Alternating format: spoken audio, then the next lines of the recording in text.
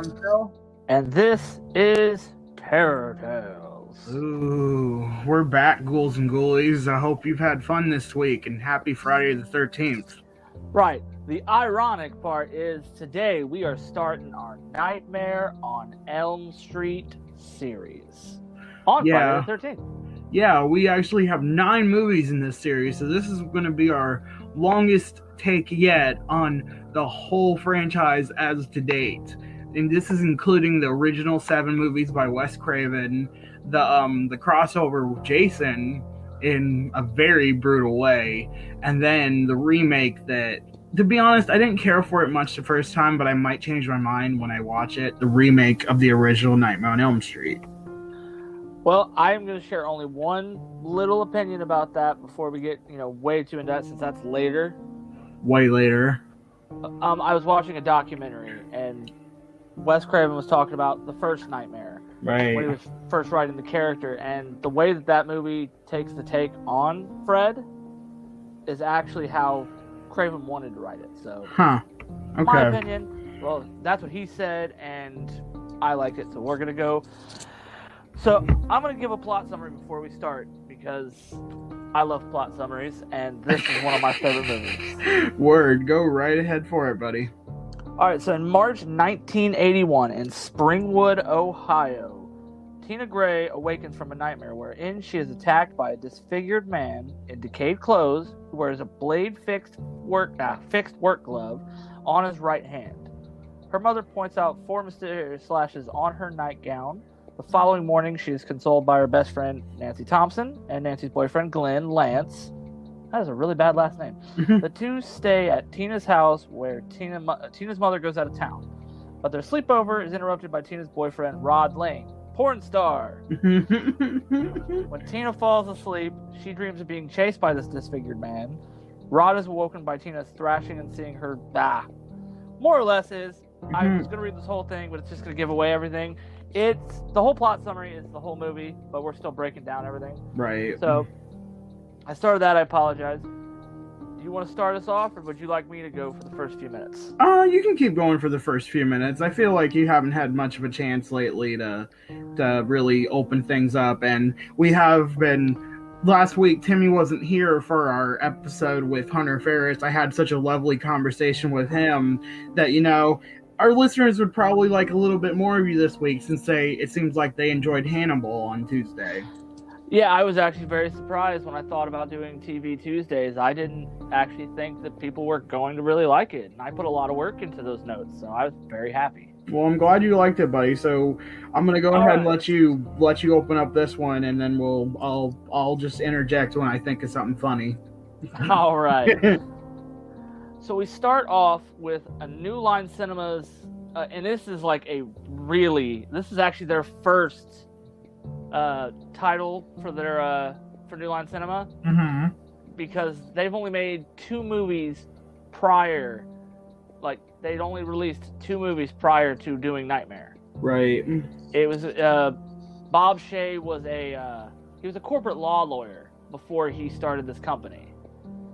And he bought rights to a movie that were expiring, and that's kind of what got him into the game of making New Line Cinemas. Right. So we'll go to that. And then we open up our first scene with... Give me a second here. You see a man walking in what looks to be a boiler room. It's very washed out and brown. You can just kind of feel the heat from the room, as there's like just a snap, crackle, the pop and fire and effects as he's walking through the room and working on like what seems to be blades at first and then a glove.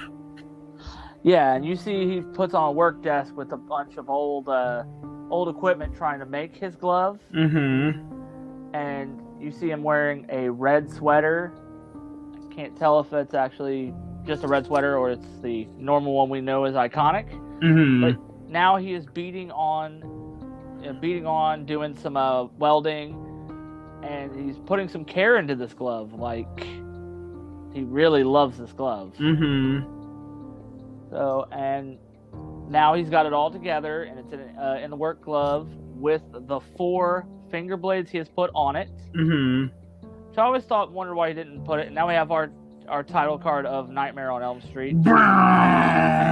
Just the way the fucking words shoot from the middle of the screen towards you with that drawl. I just love the tension building. Just the kind of reference. Yet last week episode again, and I promise I won't keep doing this. But you're cool, bub. It's just the sound, the way the sound introduces you from the intensity of the workshop to suddenly the title card, as Dead Meat puts it, as the title card just comes out at you, just boom, just full of energy and tension. Everything about this movie, other than the dialogue, I will be honest about that, it pops out at you. Mm-hmm. It was tremendous for the time. Because if you think about it, what horror franchises do we have for legends at that point? We had Jason, mm-hmm. Michael. There was mostly Jason and Michael. I mean, the earliest horror movie that I know about, I know there's more than that, but the earliest horror movie was Psycho that I remember. Yeah, that's what I was about to say. Like, we had Psycho, and then we had, which I watched this a couple weeks back, Cat People. This was one by Val Kilmer, or no, it's not Val Kilmer, Val Lewton. That's who I'm thinking of. Oh my God, it was a classic from the 90s, and I can definitely say that was a great one that I would suggest to our listeners to check out sometime. But that's one of the that's a classic that I can think of. You had Alfred Hitchcock's Birds and some of his earlier works. Yeah, and I've watched some scenes from those movies. I mean, we're in the 80s. I feel that's where we got all of our greatest horror films. Mm.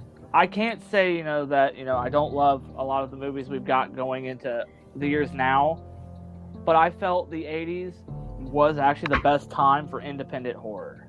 Yeah, because it was fresh and it was new. I mean, I agree with you there. I like some of the newer stuff that's been coming out. There's still some things that I don't care for. Now that I remember, it was a Netflix movie that I don't even remember the name of it, but I just remember being so angry by the time it was over because I didn't like it, and I guess I blocked the memory out, but it was very horrible and had no cohesion at all. But anyway, let's go on. Yeah. So now you see the glove go into a dirty old paper and it starts slashing down. Mm-hmm. Then you see a woman in white with blonde hair that she's been sweating, and so then she's in a room of white wearing a nightgown. Mm-hmm. So she starts to go down this hallway of what looks like an old steel mill. Right. And she's just running. I mean, she looks ridiculous running because of the nightgown she's wearing. Right. And then we've got our cast names popping up here while she is running. And this is the first movie of Johnny Depp. I know.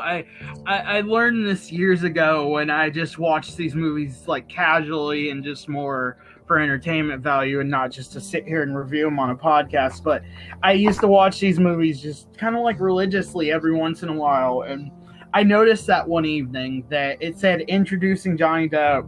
And then I saw it in the credits too that he was credited as Glenn, Nancy's boyfriend. Yeah, and fun fact that I'm going to do before we go back into the plot. Do you know who actually got Johnny Depp into acting? Mm-hmm. Our good old Nick Cage. You're kidding. No, he saw him once and said, "You should try acting, kid." And then, bada bing, bada boom, Johnny Depp goes from music to doing horror movies, and then everything else he's done plus these last 30, 40 years. Yeah, what the irony is, he's mixed the two at some point where now he's done both music and horror, just to bring up Sweeney Todd, the demon barber of Fleet Street. Which was weird for him. Hold on just a second. I need to take a quick break. If you want to keep moving the plot forward, I'll be right back. Gotcha, bub. All right. Let's probably. So as I said, we were going through, and Tina's running around this foundry, and she is trying to figure out where she's at and what she hears. And then a goat goes by, and freaks her the fuck out. And then, so now we got her running, and she's getting closer to what looks to be a furnace. And Freddy comes out of nowhere, a burnt man with a dirty brown and green sweater with a a fedora and that glove we were seeing at the beginning. And he is trying to chase her, or to scare her, I would say. And so then we get to where she's running there. She gets finally in front of this furnace that lights up. And Freddy comes up behind her, scares her. She shakes awake. And all you see is fear in her eyes. And she's just like freaking out. Her mom comes in and asks what happened. She said it's just a bad dream. And then you look at the front of her. Oh yeah. So now. Oh shit, ass man. Oh, sorry. It's okay. It's okay. It's fine. Alright. That was funny. So back to what I was saying. Is Tina's just woken up and she's freaking out. Right. Her mom with a bad dream, and she's got claw marks on the front of her moo-moo, I would say. Yeah, her little blue nightgown. I remember that. Yeah, she's got 3 distinct slash marks down in front of her shirt. He's like, that's some dream. You need to, like her mom saying, that's some dream, honey. You need to cut your nails. Yeah, you need to cut your nails and relax and go back to sleep. And this also is another trope about parents that we see throughout these movies. They are just awful. Yeah, people. like for some reason, parents in horror movies are just either negligent or just downright misunderstanding all the time. They're also whores, because this also happens to us in 3. Come back to bed. Mm-hmm. Yeah, why don't you get it all away? Yep. Welcome to prime time, bitch! Yep, quote my favorite line. Oh, yeah, that's my favorite, too. But, so yeah, so we go to that, and then after that is over, we go into the next thing where we see the girls jump roping, singing the Freddy nursery rhyme that we remember so far as a kid. 1, 2, Freddy's coming for you. 3, 4. Yeah, I love that. I love that nursery rhyme. It's just so beautiful and so fucking scary. And so then now we see we've got Glenn, Tina, and Nancy are in Glenn's Cadillac, an orange Cadillac, which I don't think I've ever seen until I noticed what actually car this was. Mm-hmm. But so then now they're walking, they're parking the car, they're going to school. Mm-hmm. He just leaves his hood down. And a lot of these shots, you'll notice it's supposed to be Springwood, Ohio. Right. But most of these things you can tell it's actually Venice Beach. Yeah, I was actually just watching a kill count about that not too long ago before we started recording. We're talking about this movie, and James A. Janice, he commented on the fact that a lot of these shots seem to be were shot in Venice Beach, California, and not just Springwood, Ohio, like they're trying to claim. But I mean, nobody actually films in Ohio. I mean, that would take away from the charm these movies are trying to give us. I don't know. Anyway, yeah, let's keep moving forward. Yep, sorry about that. It's okay, I'm having a slight brain fart here. Where the fuck did this voice go? No, don't worry about it. I just hope So now we've got, like I said, we had Glenn, Tina, and Nancy, and then Rod pops up behind them and says, I got a boner with your name on it. And she's like, I have 4 letters in my name. How is your like he walked up, like after they're all saying that they had a nightmare last night about a scary man. He's like, I woke up with a heart on Nancy. It had your name on it, and she's like, my name was Tina. Yeah. Tina's like 4 letters in my name. How does your joint have enough room for 4 letters? Yeah. Up yours with a twirling lawnmower. Mm-hmm. Which another thing, I'm going to mention just another sidebar. That actor that played Rod Lane, Mm-hmm. he's actually a Latino actor, but he was supposed to play like a Italian because back in the 80s, a Latino actor wasn't going to get a job. Right. So that's why you get to hear that like Italian accent he does when he says things. Yeah. But I just wanted to point that out. I actually didn't know that. That's interesting. I never knew he was that he was Latino just from So what I'm going to send you actually before we fully segue into the rest of this movie, like tomorrow, like when we're done recording, Mhm. there's a 4-hour documentary that covers the first 8 movies before you get to the remake. And I watched at least just the first part of it for this, but I've seen it like 4 times. I actually really like this documentary. It's called Never Sleep Again. It's actually on YouTube. Somebody put it on there. Yeah. So I'll send you the link. And that's where I found out what Wes Craven was actually talking about when he wrote this movie. Okay. Yeah, I'll definitely check it out. And I'll make sure I only watch up through each movie that we've seen so far up until the ending. That's what I was thinking about, actually, because I think that would help us with also deep dive research. Right. So, all right. Well, now we've got Tina is asking Nancy about her dream, and she's being vague about it, and they're just trying to tell her that she's just losing her mind. And then Glenn says something about having a nightmare, and then he kisses Nancy, runs inside like a douche because it's Johnny Depp when he was a preppy. It's fucking weird. It's Johnny Depp's first acting role. Give the kid a break. He was actually another thing they were talking about behind the scenes is Johnny Depp actually was in a panic sweats every time he came onto the scene. Like, he was just a nervous wreck. And the only reason he got the part at this point was because of Wes Craven's daughter thought he was gorgeous. Well, I mean, he is. He's very good looking in this movie. You don't even, like, just to think, looking at him so many years later as an adult now, just looking at him, it's like a night and day difference in my opinion. Well, yeah, this is also what he looked like during his entire run on 21 Jump Street, which was what he got after this movie. That's another... Like, he had a couple other movies that he did, but he segued into 21 Jump Street for 5 years, and that was, like, his biggest thing other than this before we get into what we know him through for the 90s for Tim Burton. But, all right, so now we're sitting in Tina's living room where they have a giant-ass boombox to show you what year it is. And so Glenn is trying to call his mom to say that he's staying at his cousin Barry's, and he's using a soundtrack of an airport because his cousin lives at an airport. That's how he's going to play his lie. So he says, you know, all the gist things of, Aunt this says hello or whatever. And so while we're listening to this recording of airplanes driving by, you start to hear something that's a little off, where you start to hear, like, oh my god, like these horror things in the middle of this recording. What first happens is it's like the sound of 2 cars drag racing, and Glenn's like trying to make excuses while the girls are laughing their asses off on the couch, but they're not being very loud about it. They're just kind of giggling quietly and rolling around. And Glenn's just like, oh, it's just some couple kids drag racing, and then the tape goes from like normal up to the knob turns up to 11 at this case, where you start hearing people screaming and explosions and a bunch of other crazy shit. And Glenn's trying to explain it all away. He's like, yeah, Mom, I'll call the cops. Just don't worry, I'm okay.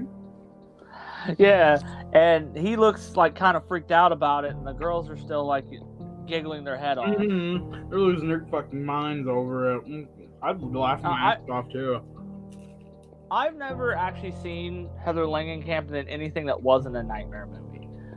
And I've always heard things about her performance on this. I thought it was okay for what it was. This was a low-budget, independent film. And so, obviously, they're going to get new actors because they can pay scale. Right. And this movie was made for $1 million.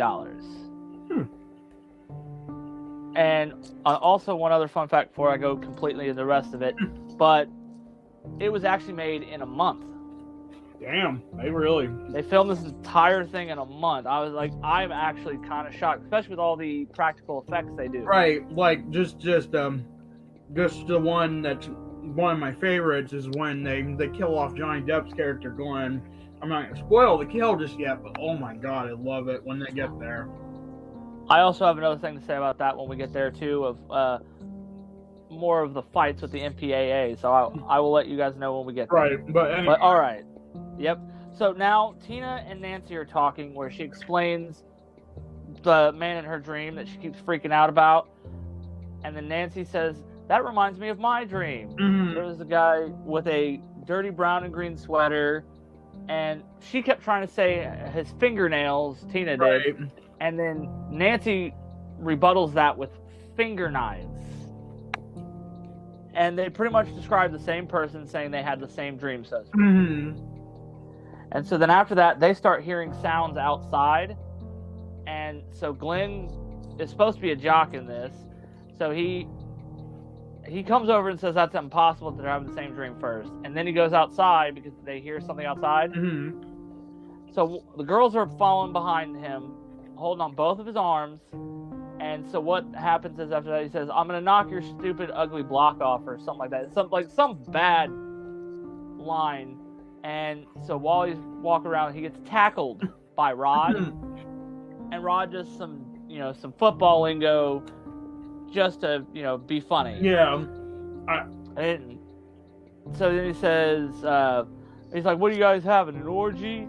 And then Glenn's like, we're having a funeral if you don't shut up. Yeah, and then Rod's like, seems like he's all offended and pulls out the switchblade, like, what the fuck did you say to me, buddy? You got a pompadour and then your shit. Tina and Nancy pretty much tell him to put it away. Like, they push it down. And then he's like, did you see his face? And then my favorite part of Johnny Depp's acting in this movie is, did you see his face? The little thing he does back. Right. That was actually, like, just perfect. So then after that, he says that, asked if Tina's parents were in town, and she says yeah, and he says, well, we need to talk about stuff because he wants to reconcile. Right. I think he's just trying to get his jollies off.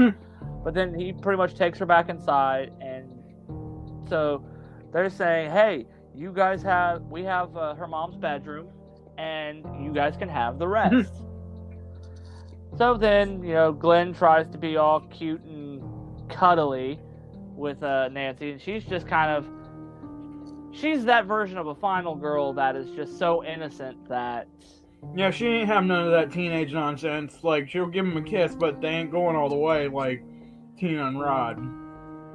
No, yeah, and that also is another horror trope that was also big at this time. Mm-hmm. As we'll go into is, teenage sex and drugs. Mm-hmm. But so now we're getting closer into the night, and Tina and Rod had just got finished.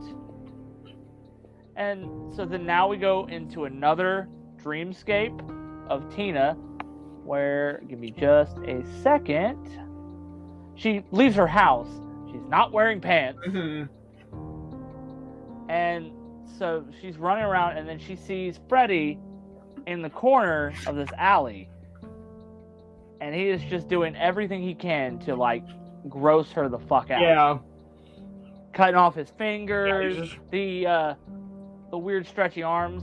They tried to be super ambitious on a film that was in 1984. Mm-hmm. Yeah, no, and it paid off. It really, excuse me. Excuse me. No, I'm just kidding. But, yeah, it really paid off for them because it gave them style, and it really solidified their killer, and it gave him a real sense of presence of who he is and how his powers, not so much his powers work, but just that he's a force to be reckoned with. Yeah, because the only powers they ever really show in, like, these first few scenes, other than, Freddy doesn't talk, he's just menacing. But what he does is he can shapeshift, and he only comes through your dreams. Which, that right there, that was something that nobody had actually thought of to do, because everybody was either Jason, where, they're in the metaphysical, and so is the same thing with Michael. Mm-hmm. These were things that, nobody could run away from. Well, they could run away from a little bit easier. But Freddy comes and gets you at a point where you are just... Yeah. You're so vulnerable. Yeah. Because as much as we would like to say, not many people know how to lucid dream, therefore they don't really know what to do in their dreams in this situation. So, with that, and then the growing fear of knowing that you're asleep and you can't get away from this man as hard as you try if you can't find a way to wake up. And then even if you do wake up and you fall back asleep, you have to deal with him again. It's just, the terror is real. Yeah, and you notice that sometimes Freddy doesn't come in just in one dream. Mm-hmm. he likes to do that psychological terror that he's going to come a few different times, get you to the point where you think he's going to kill you, and then as soon as you start to feel safe, that's when he strikes. Right. But so now Freddy's running around looking like a deranged midget with his arms flailing. Tina's running. And he just looks ridiculous. Like, he looks like something that happens at a Halloween trail. Right. Oh, yeah. The way he's running around like he's all drunk and wobbly. Trying to... Yeah, that was funny. Because he does... It is kind of like the trails and the haunted houses, like... They know they can't touch you like that, but they're obviously trying to scare you, so the implication is there in the run, but it's not like full force, because that would clearly violate people's comfort level. Yeah, they're only supposed to just be there to scare the shit out of you. Mm-hmm. They can't touch you. So, yeah, that's pretty much what I was saying, because I just noticed that, like, god damn, Robert Englund is a classically trained actor. Mm-hmm. And he's actually, like, I don't think Freddy would have been anywhere of what he was if it would not have been Robert Englund. Right. Because it's not like, you know, you can just put somebody else in the mask and that it's going to work. And so what you have to do with that is you have to do exactly what I just was explaining. Right. And so with that, like, it's the personality. If you don't have the same personality, this movie was never going to go anywhere as far as it did. Because Englund really brought to life the character of Fred Krueger, otherwise known as Freddy, down the line. And you think about it. The boogeyman in our dreams. And like it's like you said, just the way he played the character, the personality he brought into it.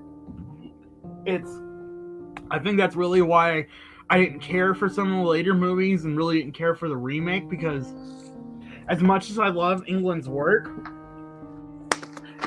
I blame the writers. The writers really, they turned Freddy from this sinister being that could kill you in your dreams to something more comical.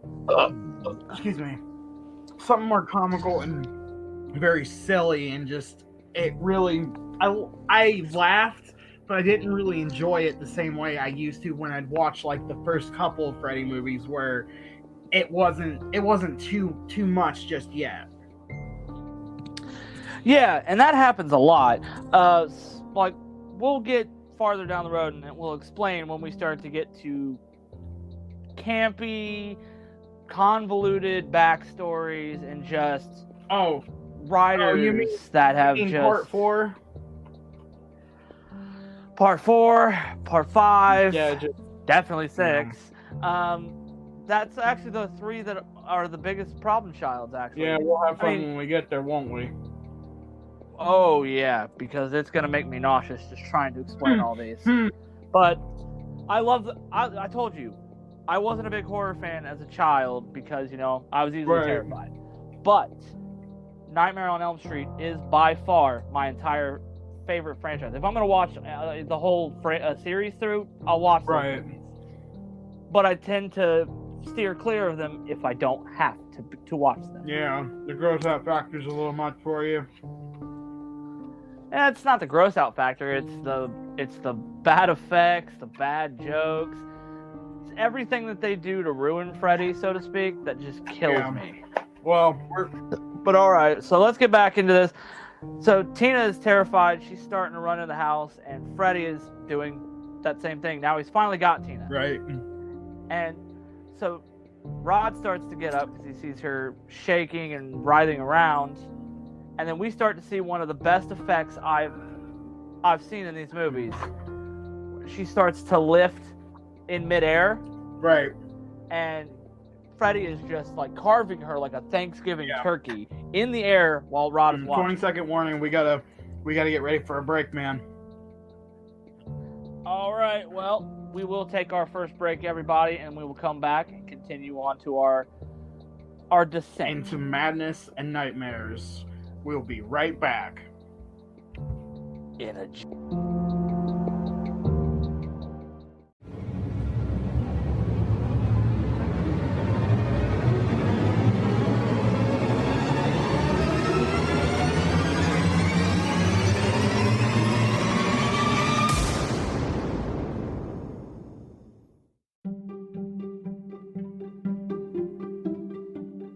Hey guys, I'm Phil from the Terror Tales podcast, here to tell you all about Anchor. Haven't heard of it before? Well, it's the easiest way to make a podcast. Let me explain. For starters, it's completely 100% free, which means you don't need your mom's credit card to start your very own podcast.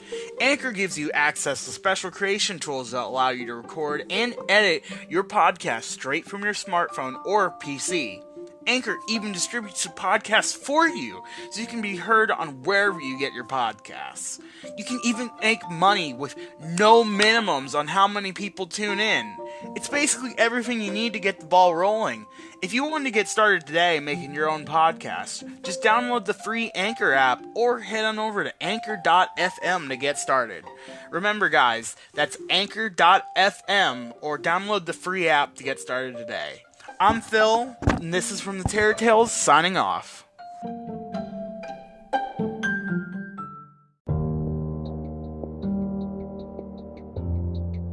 Alright, and we are back. Yeah, I feel so much better after using the restroom and getting some water. I was starting to get a little parched there for a second. Yeah, I got a 2-liter pop right next to me. Alright, so where we were left off, I was talking about Tina's, Unfortunate demise. yeah, and we were in the middle of the bloody thing that's happening, and you see Rod cowering in the corner, covered in blood.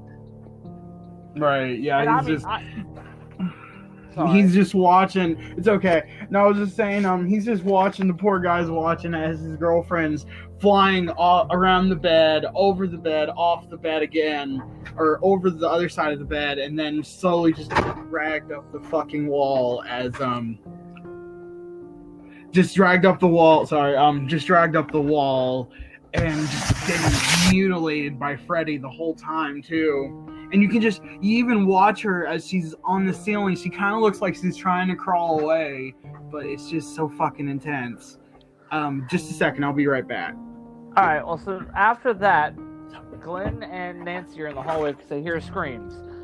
Nancy can't get through the door, so Glenn barrels through, and they come in upon this horror scene. Glenn is falling back because he sees all the blood, and Nancy is freaking out with that weird upper lip thing she's got going, and starting to cry a little bit. And then now we cut to a police station with two cops talking and talking about the scene. And so, then they're going through, and they're going to go into a waiting room where we go from John Saxon, who apparently is a acting veteran, and he's also in another horror movie, which was he was in the first Black Christmas. And so he is Nancy's father and asking why she was with 3 other kids on a late night. And they're the parents of a horror film, so they're not going to believe anything that Nancy and them say about what happens or who they should believe. And so we go past that after Nancy's revelation of what's going on, and that she shouldn't, that her parents should believe what she's saying. It wasn't Rod, why she was there, and everything like that. So now we go to the next morning. And I'm back. Sorry about that. No problem. So we just got to after the police station where Nancy and her mom are in the living room. Mm-hmm. And she is just walking into the kitchen. Her mom's drinking. And she's saying, well, you shouldn't go to school. And you're not ready or something like that. Well, and then, it's because, yeah, I remember this. She's like, Nancy, you barely slept a wink, didn't you? And Nancy's already hunting for the coffee. Right, yeah. And she's like, well, you shouldn't go to school. You're pretty much saying, you know, your friend just died. You shouldn't go to school. Yeah, she needs to stay home and rest because that's like you shouldn't be going to school after just such a tragic incident. And Nancy's like, Mother, I need to go to school. I'll lose my mind otherwise.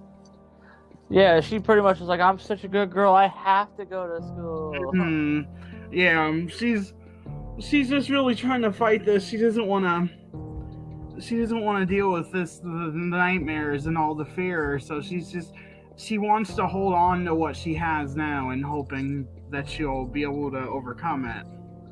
Right, absolutely. So now we have her walking to school. She's walking down here, and she starts getting, like, you know, these vibes that somebody's watching her. Right. And while she's looking around, there's this old man in a suit wearing the weirdest sunglasses I've ever seen. Yeah. Just sitting off that tree watching her. Yeah, it just seems like somebody straight out of the FBI. But he's not doing a very good job of like staying undercover or not hiding. So Nancy notices him, and then a second later, she gets pulled back into the bushes.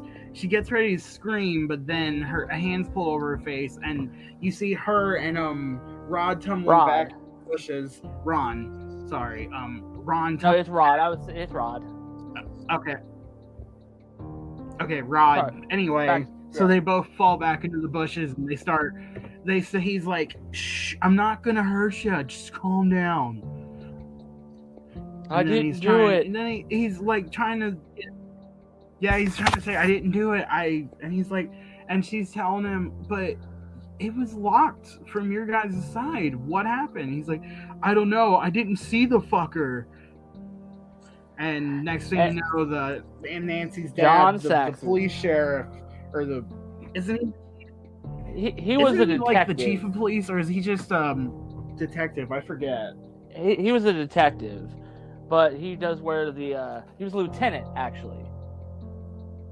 And that's what he was. I couldn't remember.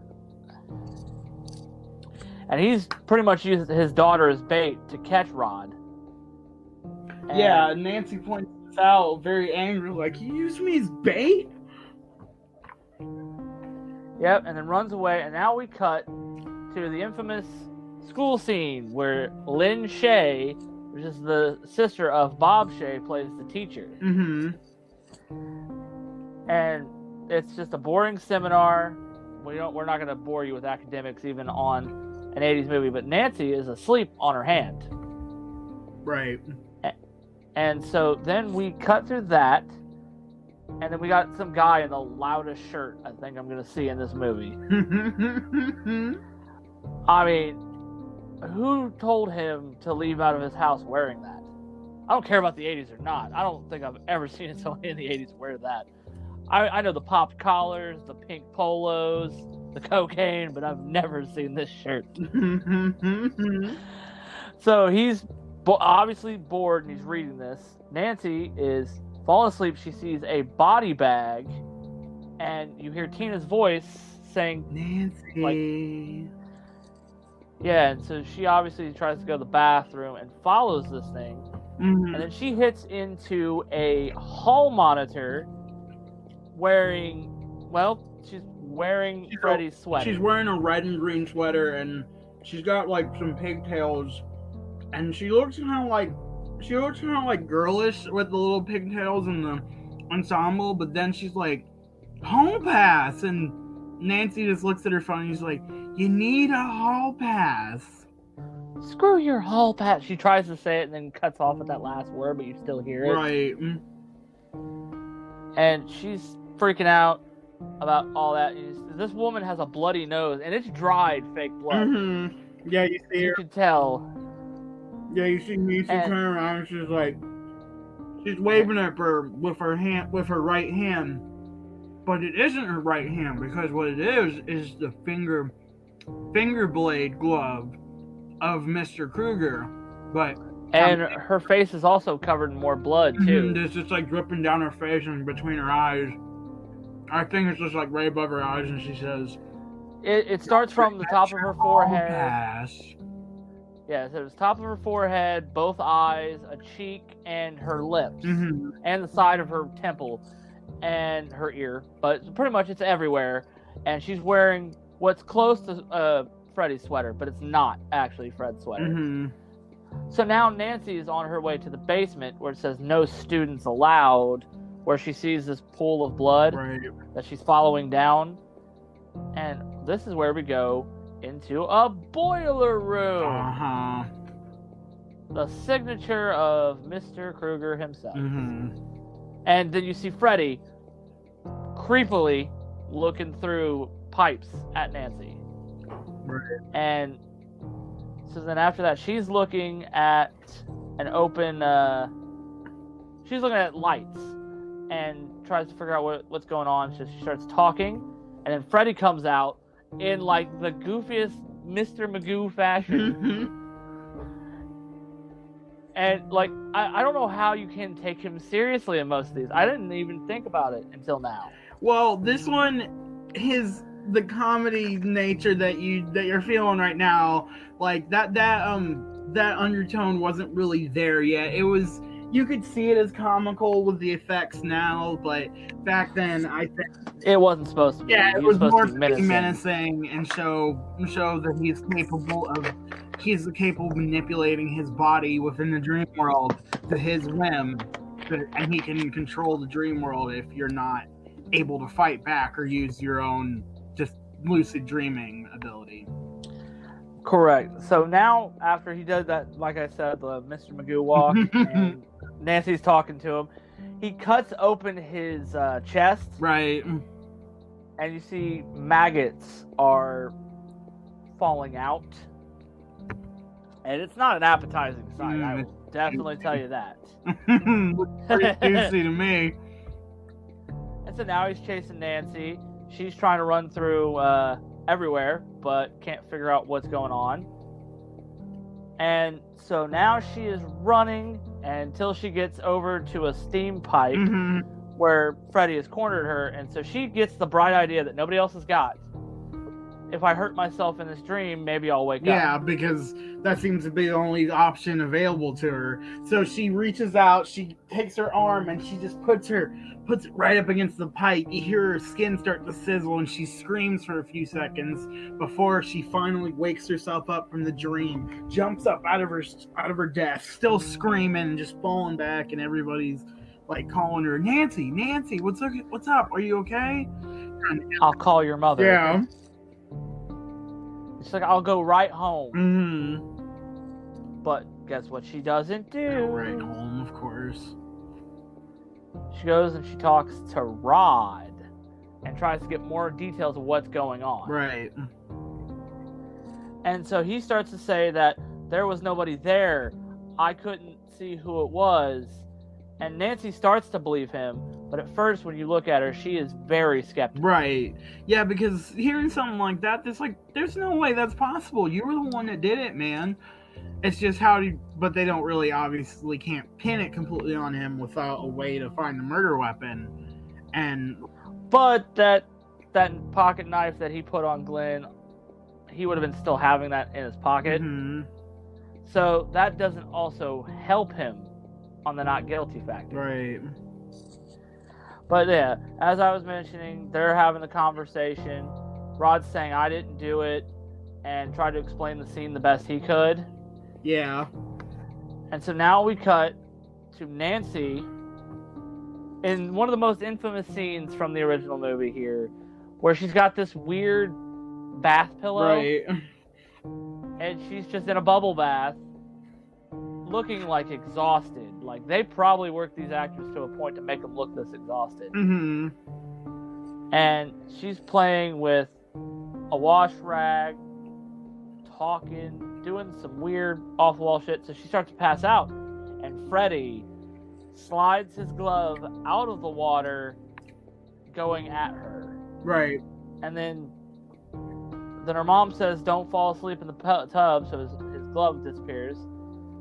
And then a little bit after that, he starts to pull her down in the water, and it looks more extensive than just what a bathtub is, which, Freddy can do. Right. In his dreamscape. And so he tries to drown her. And Nancy, being the fighter that she is, fights him off and gets back to the surface. And then talking with her mom. And so she starts to find pills that say stay awake fast on them. Fast action with little lightning bolt effects. Right, and she is just like, she's doing everything she can to stay awake. So then after that, you see another cut of her bedroom window, she's trying to watch TV. Her eyes are starting to close and roll down. And she's trying everything she can to stay awake. Looks like she's watching a horror movie. And so what she's doing now, she falls asleep. Or no, she's trying to. I'm sorry. And let's cut. So Glenn comes in the window. Right. Because Glenn lives across the street. Right. And they start to have a plan where she says, I want you to let me fall asleep and keep watch, but don't fall asleep yourself. So Nancy goes in the dream world, asks Glenn if he hears her, and he's like, yeah. And then after a minute, nothing. Who else but Freddy? And so she's walking through this little dreamscape, chasing him around. Well, she's running from him, and now she's at Rod's prison cell. And who else is walking in that door? Obviously, Freddy. And to make it look like a suicide, but Nancy gets to watch the whole thing. Yeah. And this actually, I just noticed this, but that sweater looks a lot different than what we see going on later in the movies. Like, it's bad. So pretty much, yeah, like I said, now she's being chased by Freddy. She's back at her house, and Freddy is making the carpet look like just molten grossness. And so she runs upstairs. And I think she keeps yelling, Glenn, Glenn, Glenn, because Glenn was supposed to be there. Right, like Glenn was supposed to be awake. Glenn. Right, what a dick. Like, good job, fucking lame ass. And so, so now her mom comes in. She's just saying, bad dream. And then, so the next cutscene we go to is Glenn and... This is a fucking movie, man, not a video game. I said we cut to the scene. I didn't say cut Fuck scene. you. I heard you. You said cutscene. Watch, we'll listen to this fucking recording. You'll owe me $5 for this. Yeah, take it out of my business account. Go on, then. No, what I meant to say, if I did say that, I apologize. I meant to say cut to the next scene.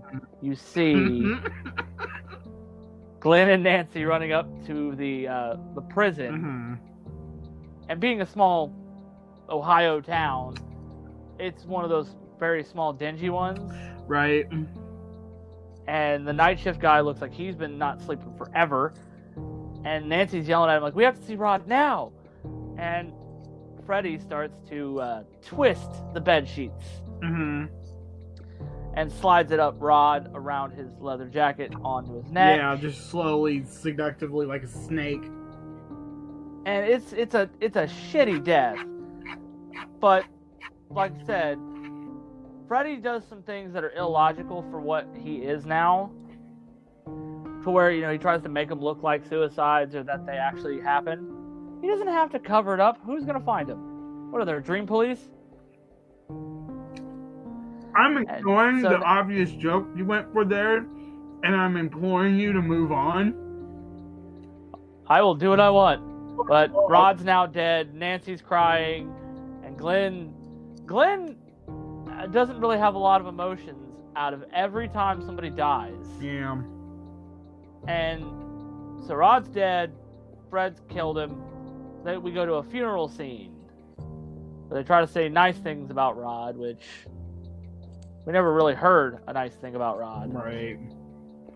So Nancy and her mother to what? What'd you say? I said, what's there nice to say about Rod? Other than he's got a nice rod. Yuck, yuck, yuck. So now we got, after we cut from that scene of John Saxon, Nancy's mother and father are arguing, and Nancy's tired of her mother's drinking, they take her to a sleep institute. So the Katja for the study of sleep disorders. Yeah, it had such a weird name, and it's never touched upon in the movie at all. Like ever. It's just the name of it. And so now they've got her hooked up machines. They're trying to explain this. And so they induce her. They make her go to sleep. Mm-hmm. And this is where she falls asleep. She gets into another dream with Freddy. And then what happens is she comes back out. She pulls out Freddy's hat and gets this very weird gray streak in her hair. And then when she looks at it later, she's like, I look 20 years old. And I found that line kind of funny. I actually chuckled a little bit to myself because I'm pretty sure during the filming of this, wasn't she actually 20 years old or something like that? She was 19, but yeah, I was just about to mention that. That's fucking hilarious. Like she had to see the irony in that entire list. Yeah, she probably chuckled a couple times and they had to do retakes. I hope they did. If I ever get a chance to interview Heather Langenkamp, do not let me forget to ask her that.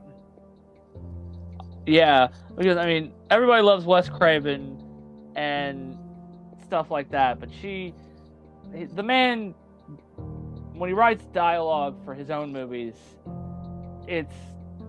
I have to say it's spotty at best. Good movies, nonetheless, but don't let that man write dialogue. Man, I'll have to disagree with you on that. That man actually writes believable dialogue for the characters that he writes.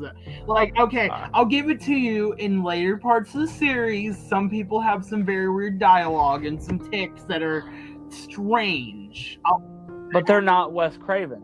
I'm talking about ones that he writes himself. What do you mean? Well, he wrote the first one. He did a script treatment for the third one that was unfilmable. And he did New Nightmare. And then the Scream movies, he actually didn't write those. He was just a director. His name's just what's put We'll have to discuss this later, but let's keep going for now. Yeah. So Nancy is walking in on her mother, who is trying to hide a bottle of vodka from her. And she's saying, what do you know about Fred Krueger? Because of what's in the name of the hat. And Nancy is tired of it at this point. She is just not fucking having it. Yeah, she's had enough of her shit. And she's like, what are you not telling me, mother? And pretty much they say, and this is a good quote, is, he was a filthy child murderer who killed 20 kids on the neighborhood. Mm-hmm. He's not going to hurt you anymore because mommy killed him. And so then she pulls out of a furnace Fred's glove and hat. Which, she should see something wrong with that nonetheless.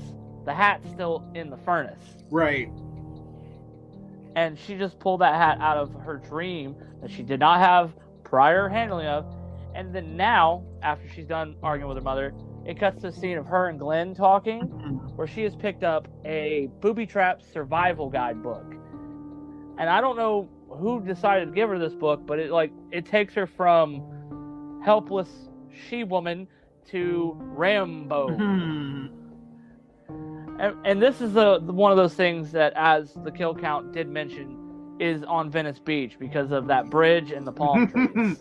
Yeah, that's one thing they mentioned that we picked up from, because I'm usually not that observant, and I'm not as well. Obviously, it would have just been research. I don't know what I'm saying. Just let's go on.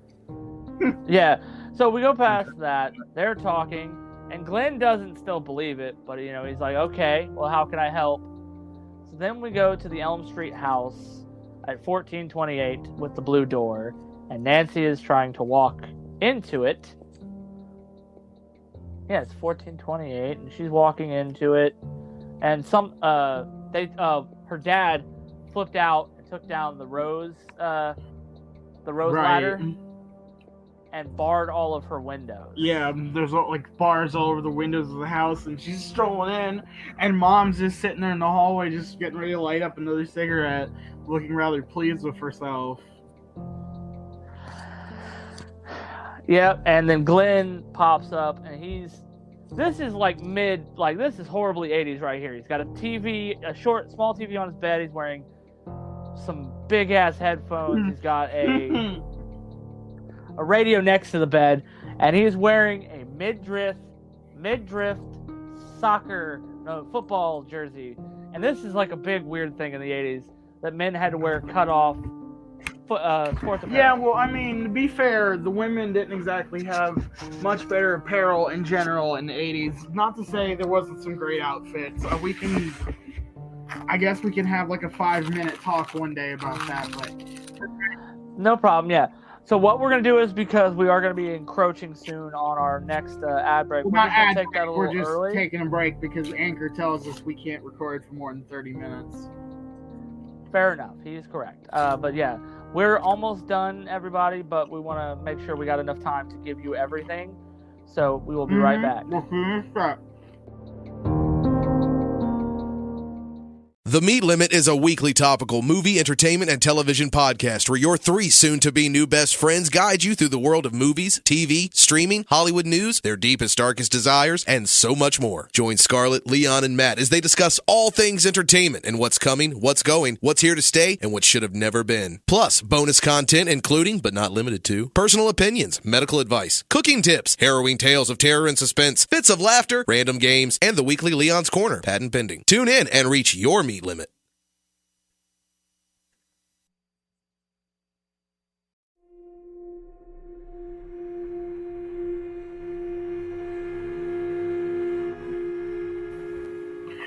This is Terror Tale.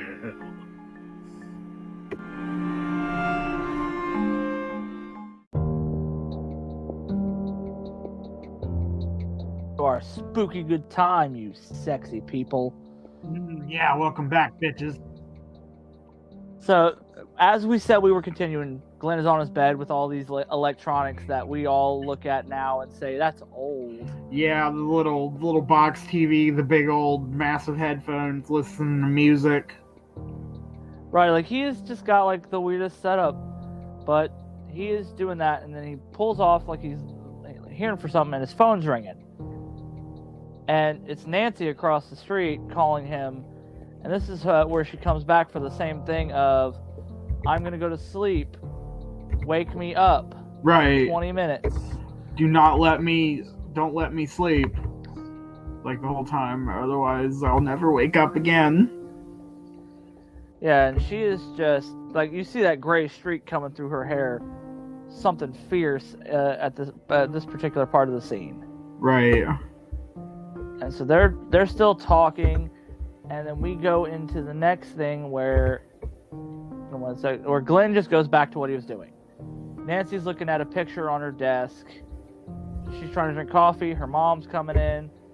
Glenn's parents wake him up and say that he's got all these things. All this. Yeah, like, how do you sleep with all this noise? And it's like, I don't even watch the TV. I don't have the sound on TV, Mom. I'm just watching it while listening to music. Right, like, that's the definition of he's got ADHD. Yeah, but I mean, maybe he just likes to play his own jams while he's watching TV or watching movies. Right, yeah, and I've had my same fit of that. So Nancy's getting herself prepared for the dream adventure, I'll call it. And so she's still trying to get past the bars. You cut to a scene where both of Glenn's parents are outside drinking, pretty much calling Nancy crazy. Right.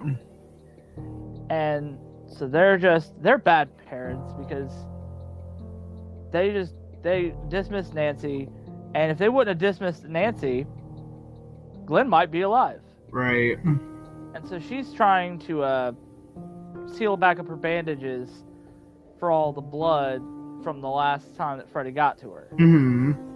And she ripped it open. Then her mom's out there hiding more booze in the linen closet.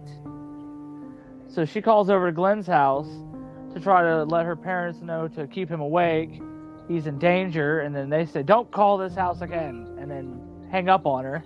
Yeah, that was funny how she just, how Mom's just like, "Here, do not call us again, bye." Or no, his dad. That was her dad.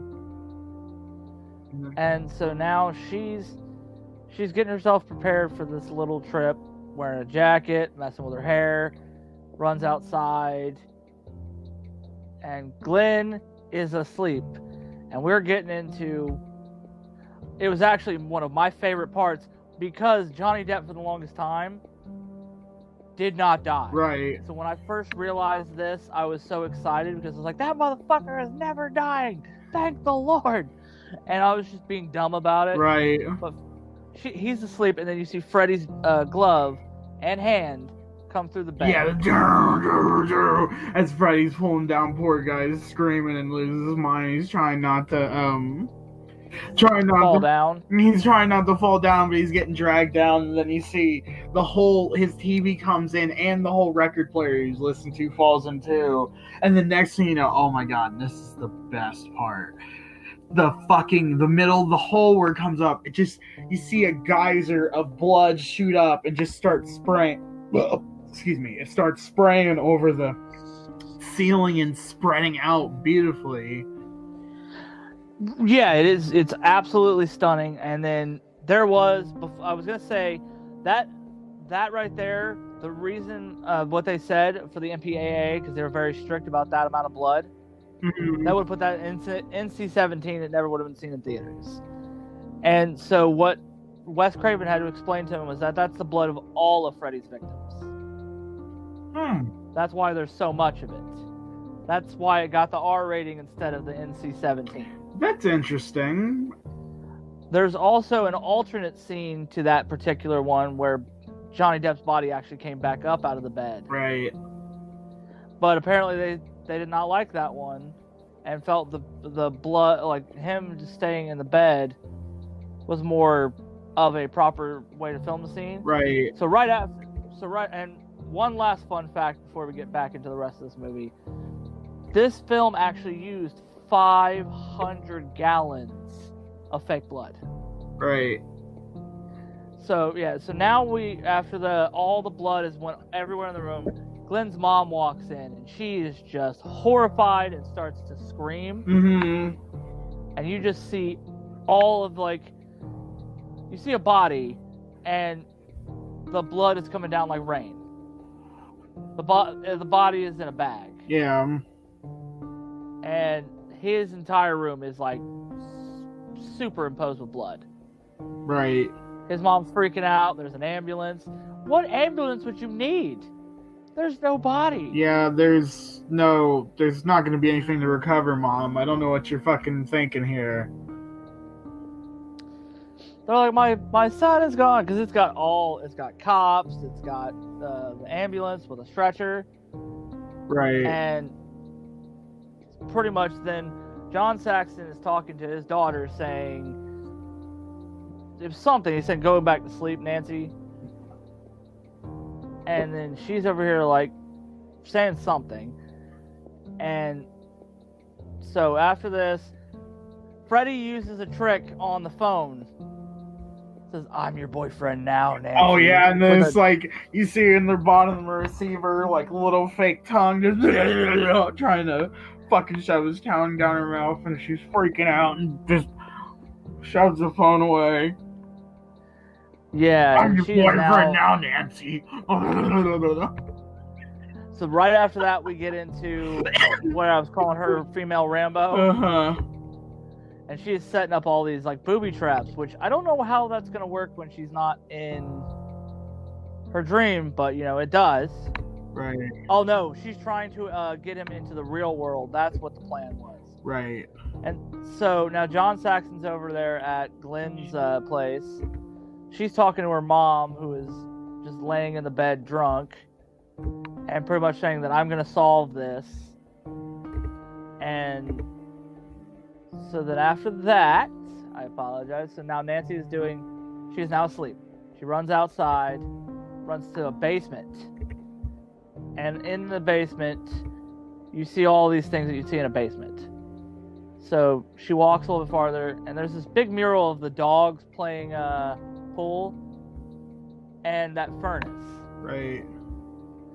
She's trying to look to see for all of Freddy's instruments, and they're gone. So she starts to see something against the wall, and so she opens the door. That's a locker. What house does she live in? I mean, Right. It's so weird. And now that little locker she opened, it was actually a doorway to the boiler room, which is very prominent in the first 2 films. And so she's now walking, and we don't see any sign of Freddy just yet. But she is walking through all of this, and give me 1 second. I know she sees a little girl, and what happens with that little girl is, I think I'm in the wrong movie. I'm so sorry. Oh my god, what are you doing, man? I fucking, the scene looks so familiar. Goober. I fucked up. You absolute goober. Yeah, I goobered. All right. I fucking goobered. Hold All on. right, just quick.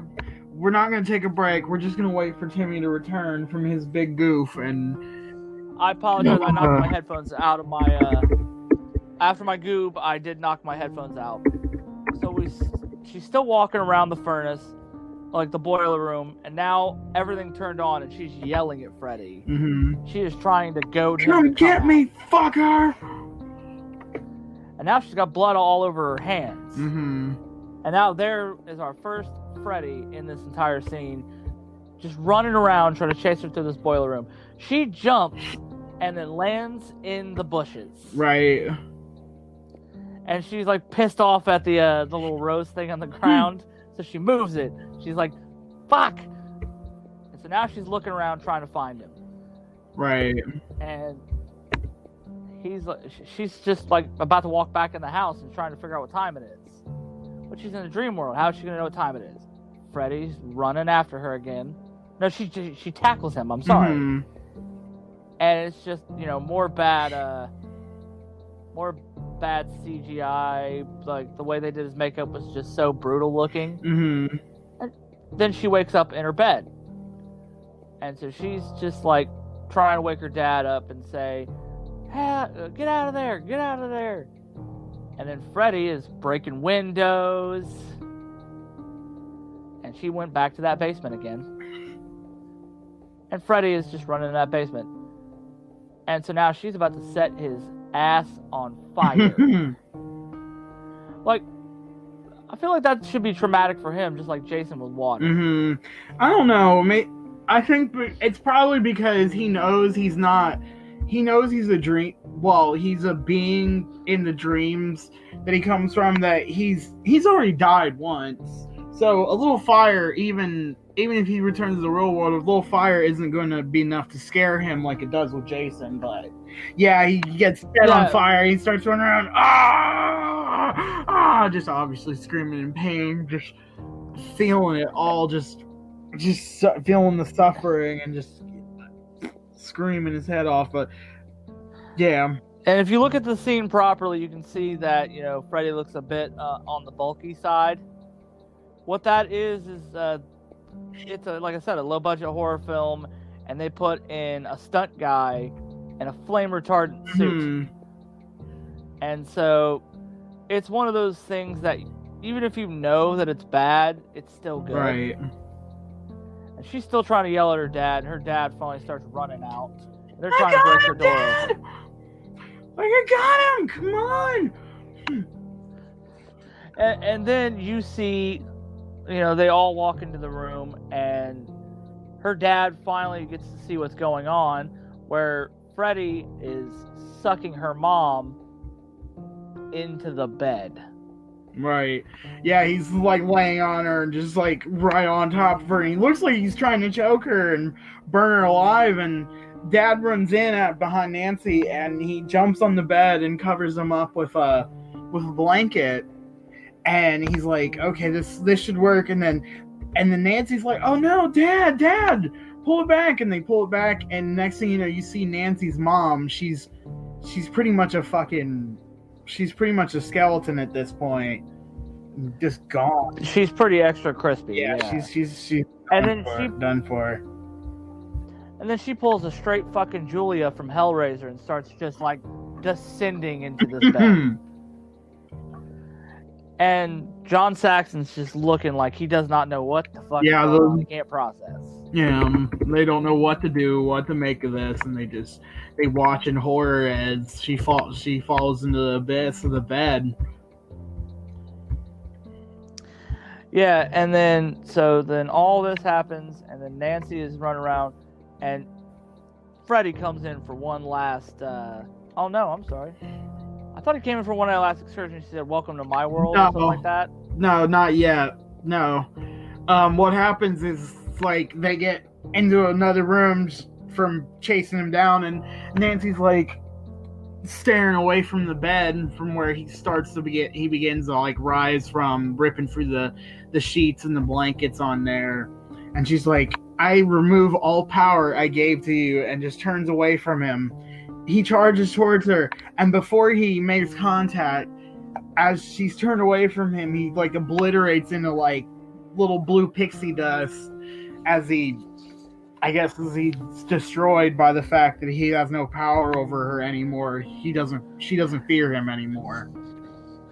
Right, and that's like I would say, we all know from, future installments, Freddy lives on the fear of these teenagers. Yeah, that's how he gets his power. That's how he terrorizes them. So if he doesn't have that power, obviously we see what happens. But anyway, that's pretty much the end. So, and Nancy goes to leave the room, and then we transition from the room to a bright sunny day. She's stepping out to the front porch to go to school, and her mom's with her, and waving her goodbye for school. And her friends are there in a little Cadillac that's bright red, but something feels just off about this. And you see how everything's foggy, and so you can tell something's off on our end, but they don't see it. Not yet. They haven't seen the signs. So she gets into the caddy, and the hood slams up over them. And if you're diligent, you can see that it's actually red and green on top in stripes. Freddy is pretty much said that this is my end, not yours. And then her mom, in the worst CGI blow-up doll. No, it's not the practical effect blow-up doll. Well, before we get to that, like, the kids start freaking out a little bit because the windows are going up and everything's locking into place and they can't get out of the car. Nancy's looking back at her mom, screaming, "No! Mom!" And Mom's just standing by the door waving, and the next thing you know, you see Freddy's arm burst through the window and pull her through. And yeah, the effects for this are pretty bad because you see it's not actually like an actor or anything. It's like a blow-up doll or like a mannequin or something that they just pull through this window.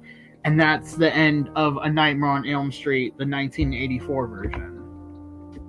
Which, ironically, this was only reshot because of Bob Shea. Wes Craven just wanted to end it here. Yeah. He did not want to do another sequel. He just didn't feel that Freddy had sequel potential and didn't want to do another one. But Bob Shea put this in at the last end, and everybody loved it partly for that reason. And so with that, as he said, we end our first A Nightmare on Elm Street movie. And we really enjoyed that one, everybody, and we hope you did. Always comment us on our Facebooks, our Twitters, our Instahams, just all the socials. You fucking jackass. I hate you. But before we go, I want to give my final thoughts on this movie. This was great. This is one of my favorite movies of the series. I have my personal favorite, which I'm gonna love to death when we get there, but for now, I feel like this is a really good way to get us started because this was the granddaddy of them all. This was Johnny Depp's first movie ever. This was I would argue, one of the movies that brought Heather Langenkamp into the spotlight, and then just Robert Englund's performance of Freddy is just so sickening that I have trouble finding anybody else that could play him as well. Yeah, I mean, they tried with Jackie Earl in the remake, as everybody knows, and it just did not live up. Yeah, we keep bringing the remake up. We're gonna have to nip that one in the bud eventually, or we're gonna fucking just get so annoyed. But anyway, so I would say my rating on this one, I would say honestly, it's good for its time. I like it, but it's not my personal favorite. So I'd say it's about a 4 out of 5. There's not really anything I could think to nitpick. I don't think it deserves a perfect score if it's not my personal favorite. And I agree with that. So my standing is on the same movie, is that while be it that this is the granddaddy of them all, and it's the one that started it. The same thing you said, it's by far not my favorite of like all time of the series. But yeah, and I nitpicked through the way, so you all know what my nitpicks was. So I'd give it the same rating at a 4.5 out of 5, because it also helped launch the slasher genre into the forefront of horror, where we were getting sequels pumped out every year. And so with that, you cannot know the legacy, which as New Line has dubbed it, the house that Freddy built. So clever. But yeah, and so like I said, I've told all my fun facts. The only thing I did not give, if you want to give me a second, I can see how much it's made around the world. If you want to, I don't feel like you don't have to if you don't want to. Oh, I always love to. I probably don't have it on here. So, I will come back next week when we do it, and I will give you that, guys. All right, but until then, I'm Phil. And this has been Terror Tales. One last thing before we go out. Either expect next week, or by the time this episode drops, we'll be dropping another interview with a horror author named Todd Sullivan. We will be discussing his novel, Butchers. I hope to see you later, and we hope you've been scared. And come join me on TV Tuesdays next All right, we'll see you later. All right.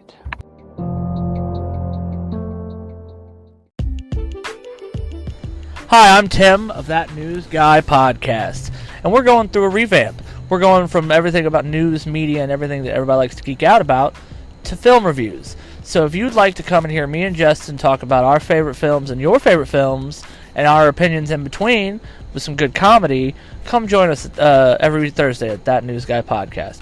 We also have a Facebook page and an Instagram. So come join us and have fun, and let's get geeky about films. This has been a Nerd Lab Media production. Come join us on our social pages on Facebook and on Discord. We hope to see you there. Thank you.